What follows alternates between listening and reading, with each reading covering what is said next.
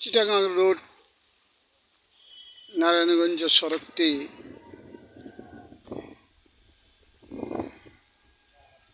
প্রায় স্বাভাবিক অবস্থায় আছে। আজ 5ই আগস্ট 2024, 21শে শ্রাবণ 1431। বৈষম্য বিরোধী ছাত্র আন্দোলনের কর্মসূচি চলছে,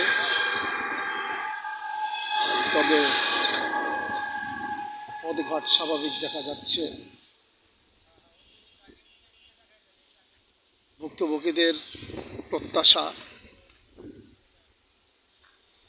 অচিরেই দেশের এই সমস্যা সমাধান হবে।